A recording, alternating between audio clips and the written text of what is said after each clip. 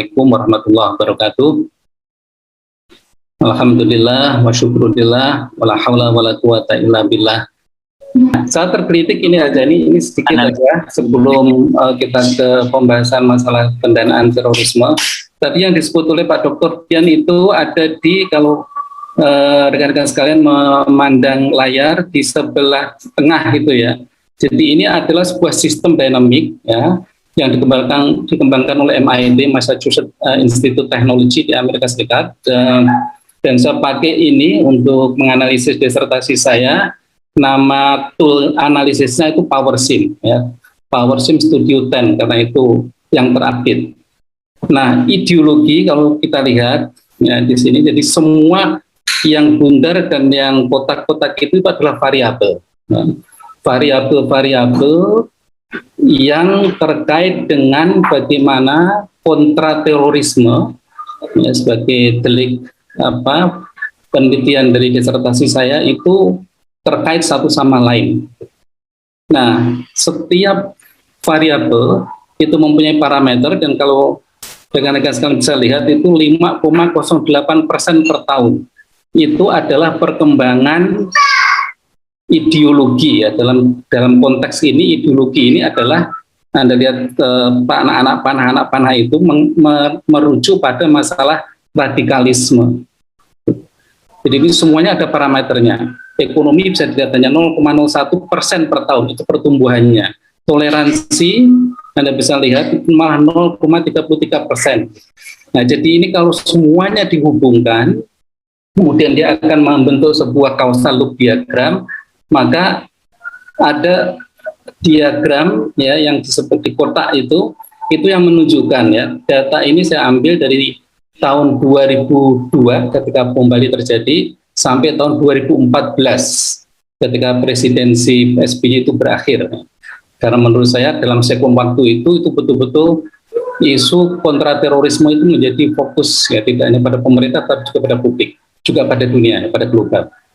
Nah, garis-garis itu merah, hijau, biru, hitam itu keterangannya ada di bawah. Ada counter terorisme, kemudian ada participation, ada terorisme, ada radikalisme. Nah, yang garis hitam itu adalah sekaligus ini tadi membuktikan apa yang disampaikan oleh Pak Dr. Dian.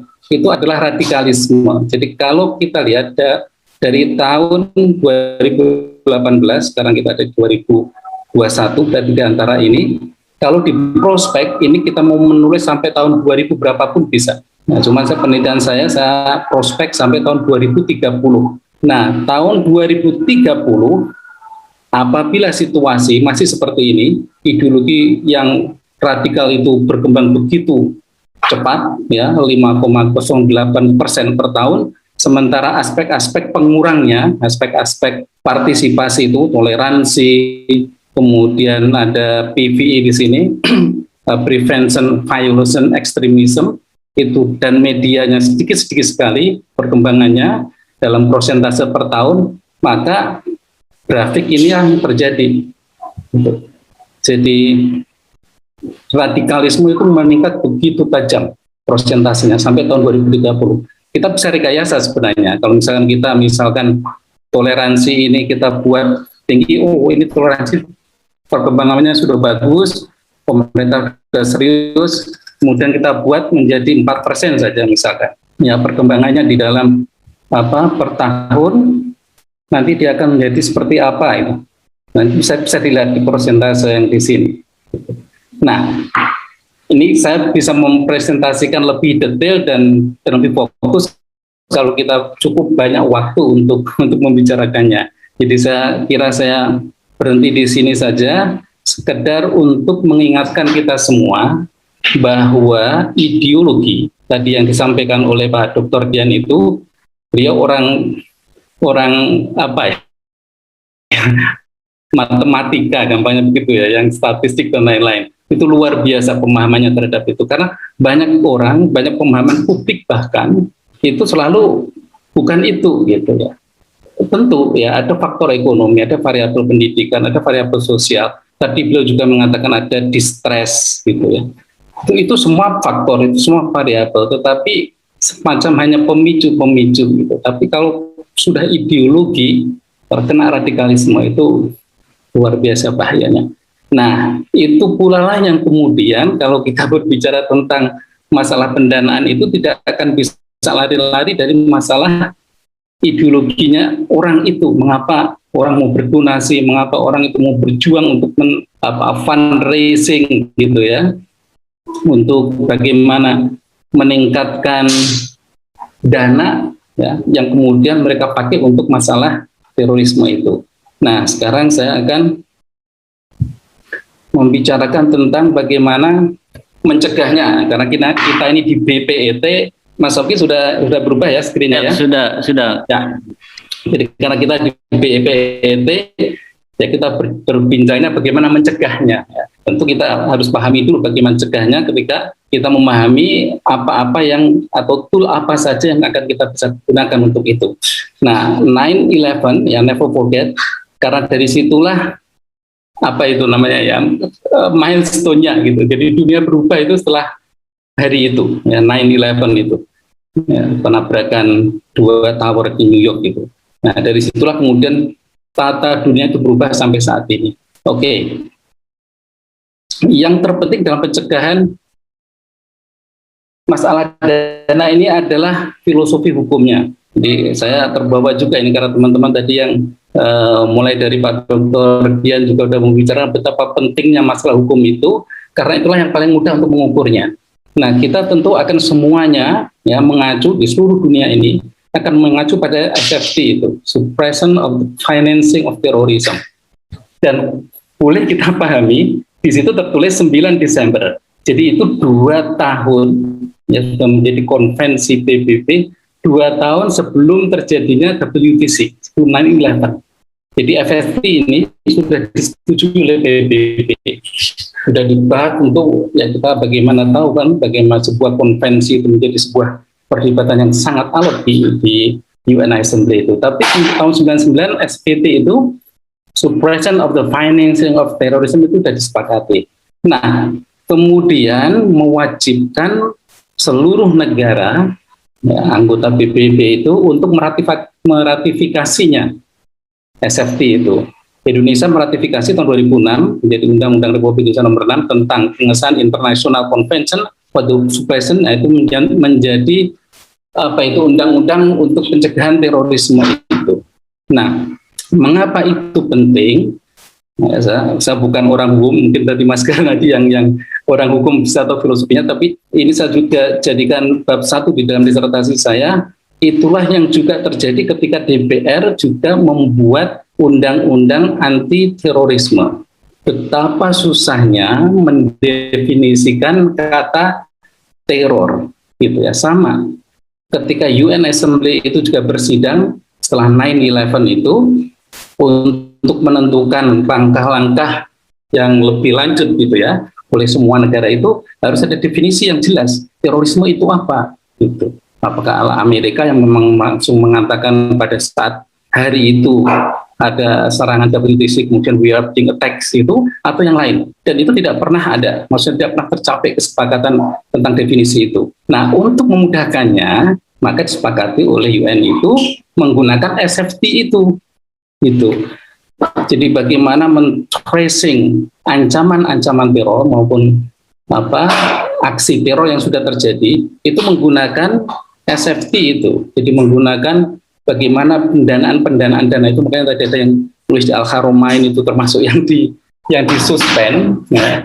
Saya punya pengalaman menarik, kalau saya katakan sekalian masih ingat ketika Tempo membuat sebuah edisi dengan cover page tentang tokoh politik itu, ya.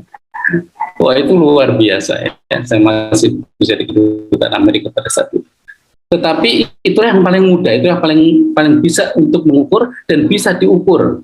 Itu bagaimana tracing terhadap pendanaan terorisme itu menjadi sebuah delik hukum untuk menghukum orang atau negara atau kelompok ya bahwa seseorang itu melakukan threat of terrorism.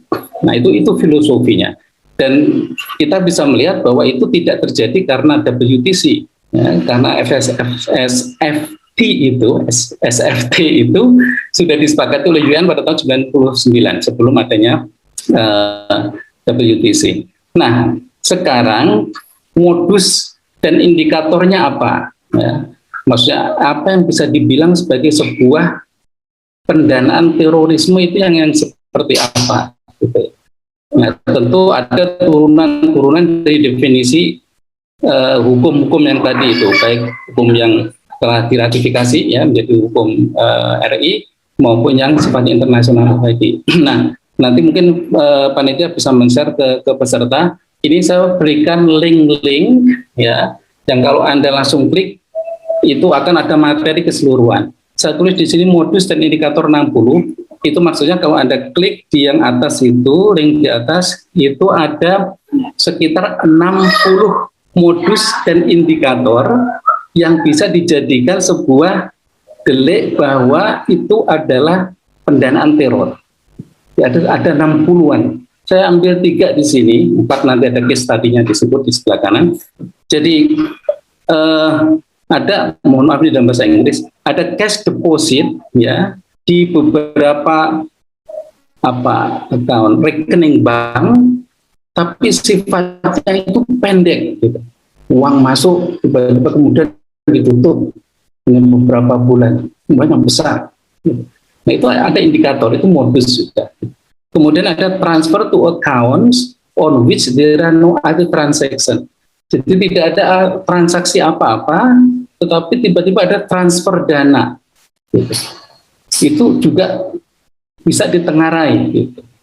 Kemudian juga yang ketiga, ada transfer, tapi dalam jangka pendek, ya mungkin tidak jam, tapi hari gitu ya, atau minggu, kemudian diambil cash withdrawal, diambil dalam jumlah besar. Nah, tentu kita tidak berpikir negative thinking ya. Itu kan kalau menghadapi sebuah pembangunan proyek yang besar dan lain-lain, tentu berbeda. Saya di Muhammadiyah ini memegang bantuan ke Rohingya itu hampir 490.000, sekitar 5,5 miliar. Waktu di Kogbasar itu 4.300, hampir 5 miliar. Kita tahu gitu ya, bagaimana mendistribusikan, bagaimana menganalisa proposal dan lain-lain. Jadi hal-hal yang semacam ini, cash deposit, transfer, kemudian cash withdrawal itu tidak mungkin terjadi dengan hanya seketika seperti itu. Nah, case tadi yang pertama, ini harusnya berbicara moderatornya ini. Ini yang ditulis oleh Prihandoko sama Mas Sauki, ya, moderator kita pada sore hari ini. Judulnya Pattern of Pro-ISIS Terrorist Financing in Indonesia, Study about the Santoso Group. Ini tadi yang sudah disampaikan oleh Mas Indro. Ya, jadi sudah ditulis dalam sebuah jurnal oleh Mas Sauki dan Mas Prihandoko. Beberapa kesaksiannya tadi oleh Mas Indro, ya sudah disampaikan. Jadi patternnya ada di situ, pola-polanya di situ. Ya. Jadi pola-pola pendanaan terorisme itu seperti apa? Ada FAI, ada yang apa tadi itu? Robbery ya, ada perampokan gitu ya. Ada banyak model gitu ya. Nah, kalau Anda semua nanti bisa mengklik yang di link di atas tadi, nah Anda akan bisa menemukan itu modus dan indikatornya itu ada 60 macam. Nah, ya tentu tadi beberapa juga sudah disebut oleh Pak Dr. Dia. Nah, kalau untuk jurnalnya Mas Sauki, Anda bisa mengkliknya yang di bawah itu. Nah, selanjutnya ini case yang paling baru. Ya. Saya juga termasuk kaget, meskipun ini tidak secara langsung. Ya. Ini case studi yang kedua, tidak secara langsung berhubungan dengan terorisme, tapi ini terjadi pada bulan Mei tahun lalu, tahun 2020. Ya. Dan ini terjadi ketika pandemi sedang gawat-gawatnya, dan kasus studi ini, ya, yang saya tulis di sini ini, bukan saya tulis, maaf ya, saya hanya mengambil link aja dari link yang di bawah itu, nanti juga Anda bisa klik, ya, cuman semuanya dalam bahasa Inggris, karena ini laporan Interpol. Ya. Jadi bulan Mei tahun 2020, tahun yang lalu, baru tahun lalu, itu ada sebuah transaksi besar, luar biasa besar, ya, 3,1 miliar juta, tapi juta euro, Anda bisa membayangkan. Ya, itu antara company di Cina, kemudian di Italia, tetapi ada interceptnya orang Indonesia. luar biasanya polisi kita, ya, Anda bisa membaca di situ itu bagaimana mereka berhubungan dengan apa itu Interpol, NCPD Roma, sampai cerita ini sangat menarik, ya.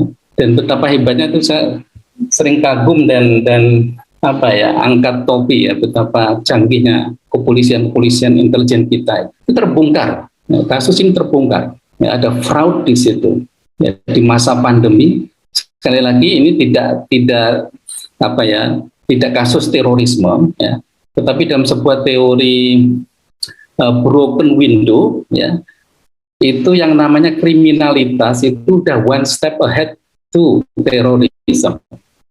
Gitu. Jadi hal yang semacam itu perlu juga sangat-sangat diwaspadai gitu. Karena mudah sekali ya masalah-masalah kriminalitas itu terjun langsung ke dalam masalah terorisme. Dan ini salah satunya. Dan ini transaksi besar luar biasa. Ya, di masa pandemi ini juga berhubungan dengan alat-alat kesehatan, vaksin COVID, ya, dan 3,1 juta euro. Anda bisa membayangkan berapa banyaknya.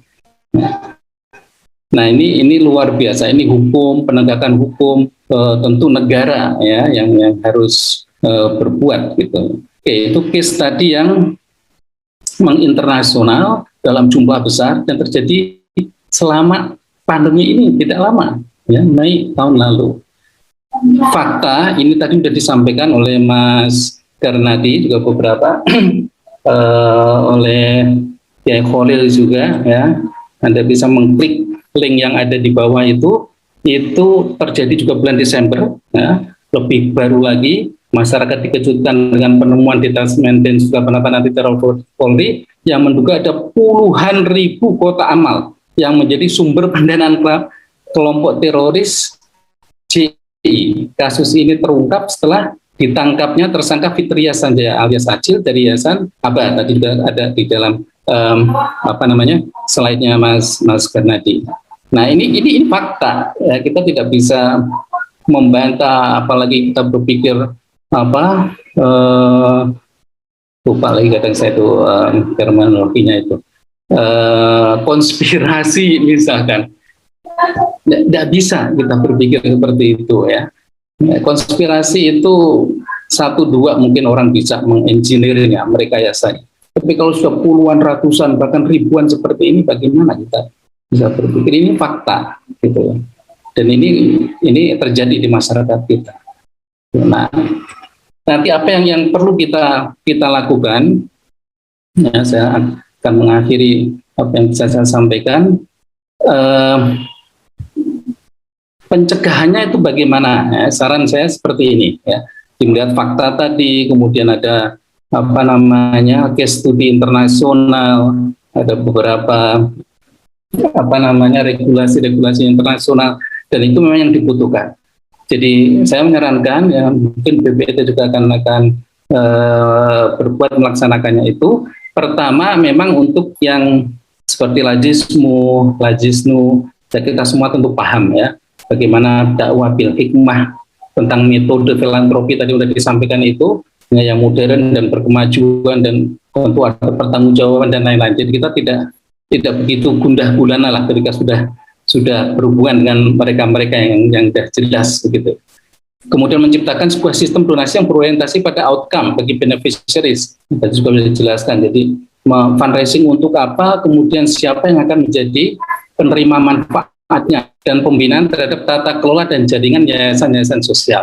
Nah, saya kira mungkin BPT juga akan bisa ikut andil di dalam action yang seperti ini. Saya kira demikian, Mas Sauki. Terima kasih dari saya, sedikit tentang saya ada di sini. Semoga bermanfaat. Saya akhiri billahi taufiq wal hidayah. Assalamualaikum warahmatullahi wabarakatuh.